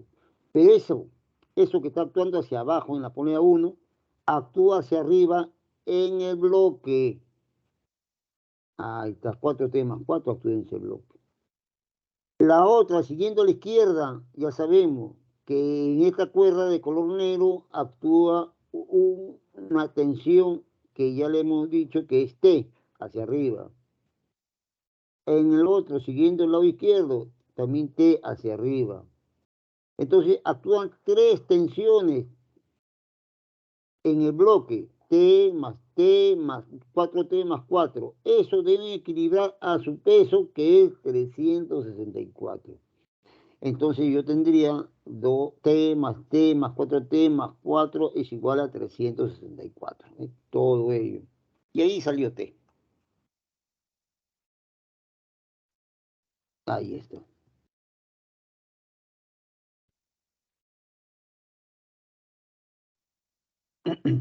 Dice, este cuerpo dice, estime la fuerza que debemos ejercer sobre la palanca para mover la roca de 4000 newtons de peso. Quiere una roca de 4000 newtons de peso, tiene que moverlo, o sea, levantarlo prácticamente, ¿no? Se me hace recordar con respecto a la segunda ley, que me he olvidado de decir en la teoría, eh, dice, dame un punto de apoyo y moveré la tierra, ¿no? Dame un punto de apoyo y moveré la tierra. Es lo que está sucediendo ahí. Bien, entonces vamos a ver el peso que debo levantar, 4000, eso debo levantarlo, pero es vertical hacia abajo, ¿no? Pero observo yo que la palanca no es vertical, no es horizontal, ¿no? La palanca no es horizontal. Y la distancia, observen, 0,3 metros y 1,5 metros. Son distancias de la palanca o de la barra de un extremo al punto de apoyo. Y del punto de apoyo al otro extremo, esas son las distancias. Bien. Entonces lo que yo voy a hacer acá es descomponer 4000 en dos componentes. Una perpendicular a la barra y otro paralela a la barra. Ah, lo voy a descomponer, profe, en dos componentes, claro. Pero no sé el ángulo, no interesa. Ahí está, ahí está mi rectángulo para descomponerlo, ¿no? El ángulo que no conozco, póngale alfa, teta, como gusten. Ahí está, le he puesto alfa y no interesa ese ángulo. Se va a eliminar. Esto sucede en estos problemas, cuando no le dan ángulo. Bien, entonces la componente perpendicular a la barra sería 4000 coseno de alfa. Y la componente paralela a la barra no lo tomo en cuenta porque es paralelo y pasa por el centro de momento. Y ustedes saben que todas las fuerzas que pasen por el centro de momento no realizan momento. No hay giro. Entonces me interesa esto nada más, esta componente 4000 coseno de teta. ¿Ok? Ya está. Esto es lo que he hecho acá en el peso de la barra. Es lo que tiene que suceder en la fuerza que debe aplicar la persona en el otro extremo. Tiene que aplicar una fuerza vertical hacia abajo. Entonces hago eso mismo en el otro extremo, pero no con 4000, sino con una fuerza que me pide cualquiera, ¿no? X, F, lo que sea. Ese es el giro, en el centro de giro, ahí está el apoyo, ahí está. Le pongo F a la fuerza que quiero hallar y sería el ángulo del mismo y F coseno de alfa. Ahora sí, hago el equilibrio en la barra. Observen que el punto de apoyo, ahí le he puesto positivo al giro antihorario, ¿no? Entonces, ¿quiénes hacen giro? Hay dos fuerzas. Hay dos fuerzas. Esta fuerza que está acá y esta fuerza que está acá. Esas dos fuerzas marcadas son las que van a girar a la palanca alrededor del punto de apoyo. El momento que hace una de ellas es igual al momento que hace la otra. Entonces, 4000 coseno de alfa por su distancia, que en este caso es 0,3, debe ser igual a F coseno de alfa por su distancia, que es 1,5 metros, para el equilibrio. Entonces, ahí, con eso ya lo tenemos al problema. Ya lo de la composición y ese es el equilibrio de momento. 4000 coseno de alfa por su distancia 0,3, F coseno de alfa por 1,5. Como ven, se elimina coseno de alfa, ya, y ya no interviene el alfa, ya no interviene el ángulo. Entonces ya 4000 por 0,3 es igual a 1,5 por F, ya está, listo F. F ya está solucionado. Bueno, he puesto 0,3, he puesto 3 décimos, 1,5, he puesto 15 décimos. Se elimina 10 con 10 y me queda ya más simple, ¿no? Coseno también se elimina, no se olviden que se debe eliminar. Y me queda solamente 4000, porque estoy eliminando todo prácticamente, ¿no? Estoy eliminando casi todo, pues. Aquí el coseno se elimina, ya está eliminado el coseno. El 10 se elimina, el 10 se elimina, el 10 se elimina. 4000 por A, le he quitado este tercia, acá también este tercia le he quitado, tercia acá, y tercia de 15, 5.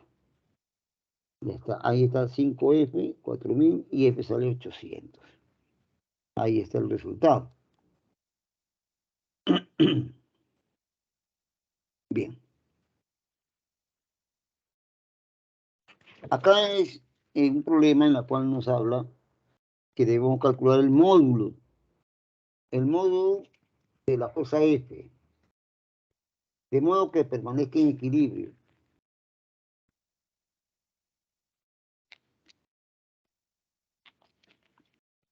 A ver, entonces esa placa está en equilibrio debido a tres fuerzas. Cada fuerza, 60, 80, F, realiza un giro, pero al final la suma debe dar cero, no debe haber giro. O los giros antihorarios es igual a los giros horarios, ¿no? Como lo enuncié en la teoría. La sumatoria de todos los momentos antihorarios es igual a la sumatoria de todos los momentos horarios. Entonces hay que identificar quién hace el giro horario y quién hace los giros antihorarios. Para ello, lógicamente, tienen que ustedes saber dónde gira. Bueno, la placa está girando alrededor de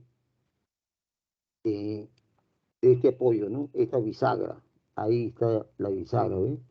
Ahí tenemos que hacer el momento con respecto a ese punto, ¿no? Ahí está, ¿ves? Ahí está mi giro positivo. Entonces, ¿quién hace giro horario? ¿Quién hace giro antihorario? ¿Quién hace a favor de este positivo? A ver. F. Si, si solamente existiera F está como queriendo levantar a la barra, pero no lo levanta porque ahí está una bisagra que lo hace girar. Pero ¿cómo lo hace girar? De acuerdo a lo que hemos dicho, no. Lo hace girar contrario a lo que está dicho. Lo hace girar en forma horaria. Ya, muy bien. ¿No? Están viendo, ¿no? Como F levanta, no levanta, sino lo hace girar en forma horaria. 80, me voy a 80. 80, imagínense que solamente existe 80, entonces trata de llevarlo a la derecha, a la izquierda, pero no se va hacia la izquierda, sino hacia el giro. Para preparar la placa, hace giro positivo, antihorario. Y el 60 quiere levantar, pero no levanta, lo gira hacia la izquierda. O sea que también es antihorario. ¿Ya? Ya tienen, a ver, positivo. ¿Quiénes son? Son dos. Positivo. Este también es positivo. Este es negativo. Este es negativo. Entonces, esos dos, los dos momentos que hace 60 y 80 se iguala a F. Entonces, el momento de 80 sería 80 por su distancia. ¿Cuál sería la distancia? La distancia del centro de giro hacia dónde? Hacia la línea de acción o dirección de 80. ¿eh? O sea, 80 por 2. 60. Hacia el mismo giro, ¿cuál es su distancia? Desde el centro de giro hacia la dirección de 60, ¿eh? Que en este caso es 1. O sea, 60 por 1 más 80 por 2 debe ser igual al momento de F, que sería F por su distancia. En este caso su distancia debe ser otro, ¿no? Acá. Esta es la distancia, la perpendicular. Este. Ahí está. Entonces, en esa manera terminamos el problema. 80 por 2 más 60 por 1 es igual a F por 2. Y ya está el problema. Resuelto. Se debe saber quiénes hacen giro positivo, quiénes hacen giro negativo, se igualan. Lo positivo con lo negativo, se igualan. Entonces estamos en equilibrio. Entonces hay que reconocer los giros nada más positivos y los giros negativos y lo igualamos. Eso es todo. Ya tienen a F que es 110. Bueno, acá hay otro problema de polea.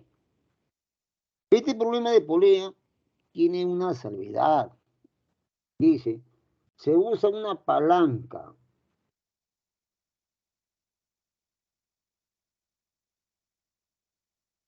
y un sistema de poleas para levantar la carga Q. Si la barra B y las poleas ideales son de masa insignificante, o sea que no hay peso de la polea.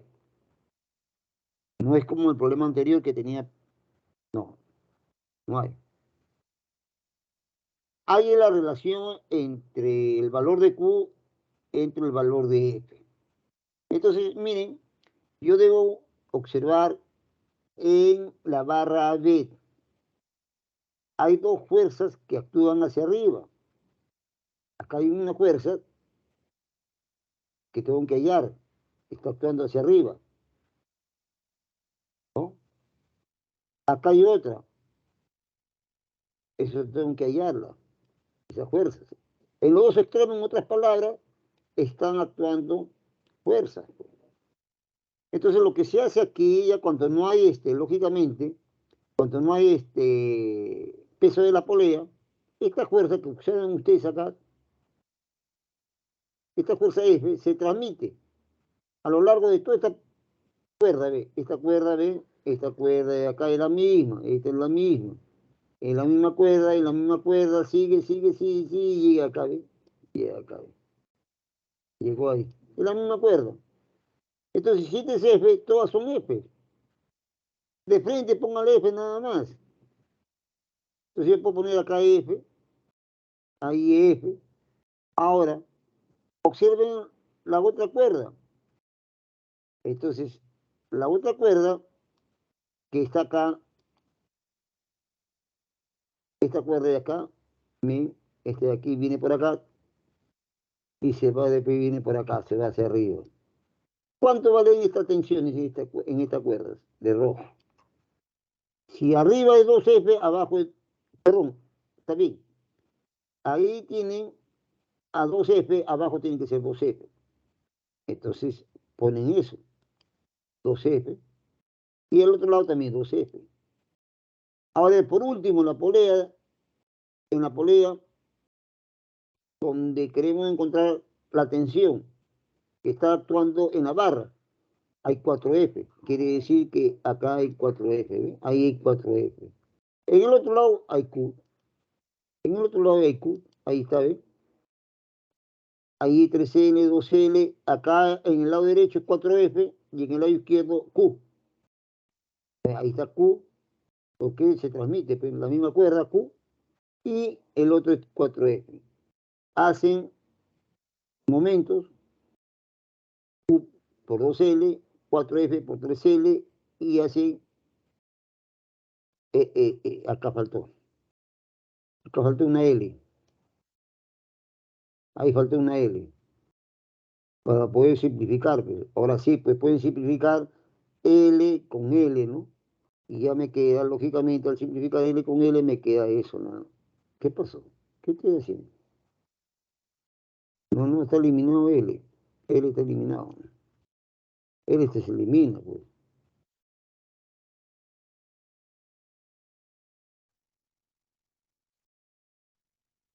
¿Qué estoy haciendo ahí? Creo que está algo.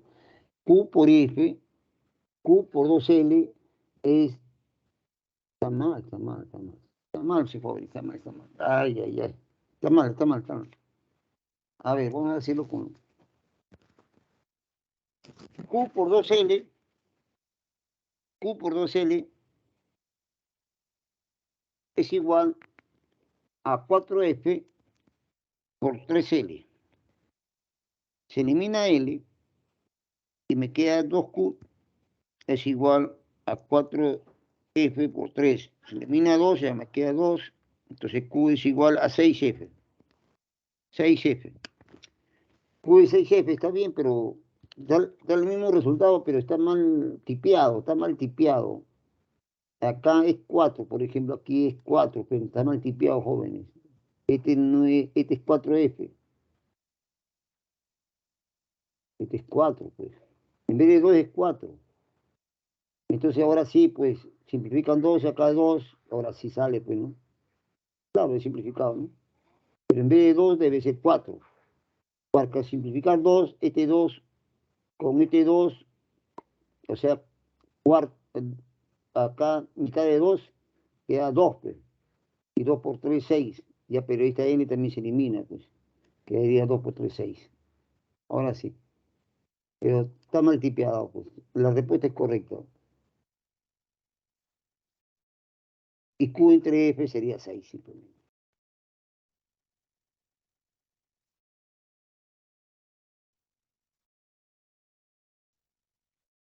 En estos problemas donde hay varios bloques, hay 2, puede haber 3 juntos, o puede haber 2 o 3 cuerpos que están unidos con una cuerda, horizontal o vertical, como guste, o también puede ser inclinado. Tiene esa forma, ¿no? Acá le piden la aceleración. Dice, las fuerzas horizontales que observan ahí, 120 hacia la derecha y 40 hacia la izquierda, actúan sobre el sistema mostrado. Ya veo que hay dos cuerpos con masa de 3 y de 5 kilogramos.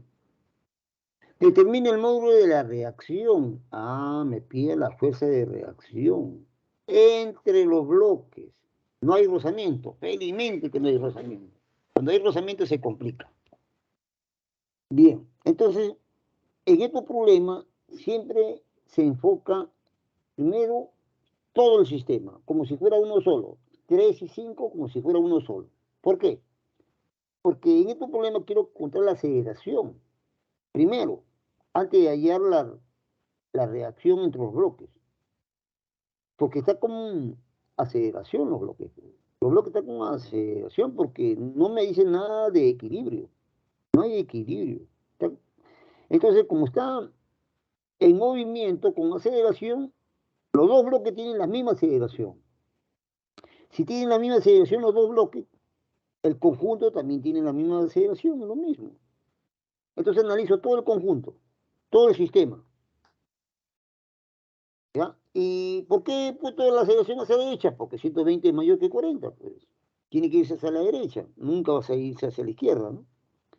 Entonces, si hablo del conjunto, yo diré, pues, aplicando la segunda ley de Newton, diré pues, que la fuerza resultante es igual a la masa total por la aceleración. Es decir, para todo el sistema, pues, la fuerza resultante es la masa total por la aceleración. La fuerza resultante sería 120 menos 40. Porque si 120 a la derecha y 40 a la izquierda, la resultante sería la diferencia.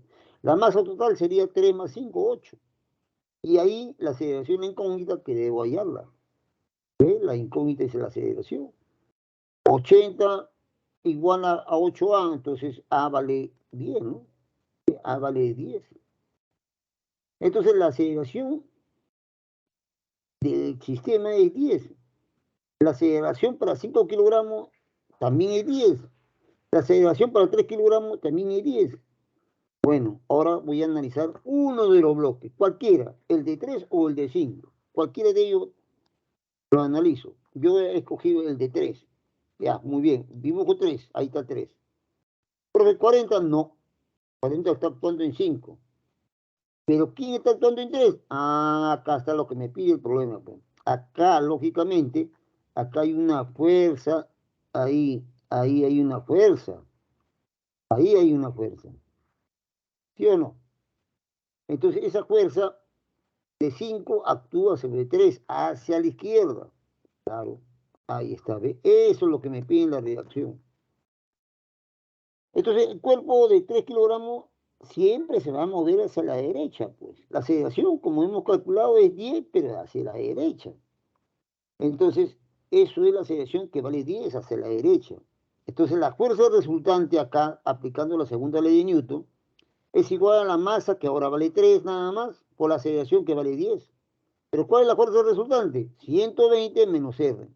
La fuerza resultante es 120 menos R es igual a la masa que vale 3 por la aceleración que vale 10. ¿Ve? La fuerza resultante 120 menos R es igual a la masa que vale 3 por la aceleración que vale 10. Y ahí tienen la reacción que me pide el problema. 90.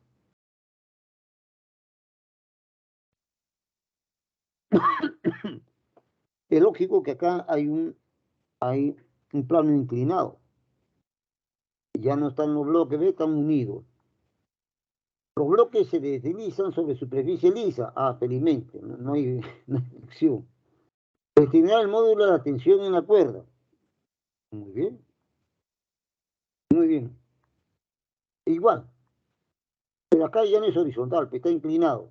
Yo tengo que buscar la fuerza por donde actúa la aceleración, pues. La aceleración, ¿hacia dónde va? ¿Hacia arriba o hacia abajo? Tengo que buscar el valor de la aceleración. 60 está jalando, pues, ¿no? Está jalando. Se supone que va hacia arriba. Entonces la aceleración va hacia ese sentido. Voy a ver las fuerzas que 60 vence a dos fuerzas. Como acá 120 vencía a 40, por eso se va hacia la derecha.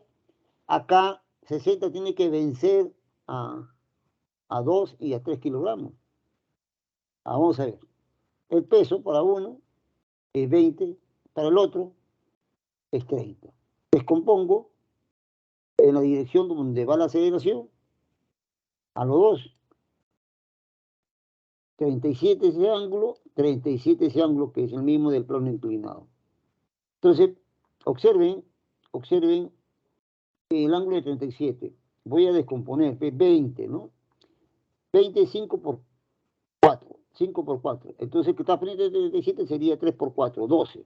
Entonces, esta fuerza vale 12, que sigue a lo largo del plano inclinado. El otro vale 4 por 4, 16, pero eso no interviene.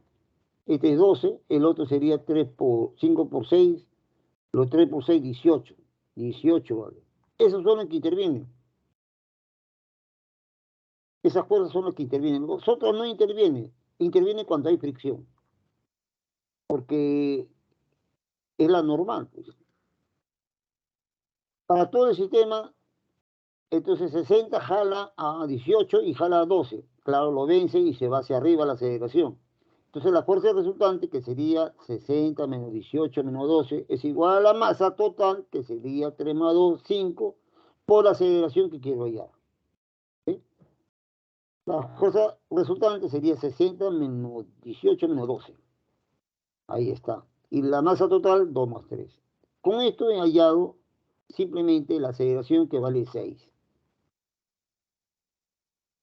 ¿Ok? Bien. Ahora, como en el anterior problema, uso cualquiera de los dos bloques, el de 2 kilogramos o el de 3 kilogramos. Voy a usar la masa de 3 kilogramos. Al usar la masa de 3 kilogramos, este de acá, se supone que ahora sí, hay una fuerza contraria a 60, que ya hemos dicho que es 18, pero aparte de 18 hay una tensión, hay una cuerda, hay una tensión, ¿no? Que me piden que encuentre esa tensión. Entonces, si ustedes hacen el diagrama, este es 30, ya sabemos que acá era 18, ¿no? 18. Pero me falta la tensión. Muy bien, ahí está la tensión. Pero la aceleración siempre es hacia arriba. 60 vence, pues. Y la aceleración vale 6 ahora. Entonces, 60 menos T menos 18 es igual a la masa, que ahora vale 3, por la aceleración, que vale 6. Eso sería, ¿sí? Ya encontré la tensión. Igual que el problema anterior, pero está inclinado nada más. Y sale 24. Bien, jóvenes, no hemos parado. No hemos parado, pero ustedes de todas maneras necesitan un descanso. Y para esperar la clase posterior, ¿no? He culminado y ya continuaremos el día viernes. Y como siempre le digo, continúen estudiando hasta llegar al examen. Sé que van a triunfar. Buena suerte, jóvenes. Gracias. Nos vemos. Chao, profe, cuídense. Gracias, profe, cuídense.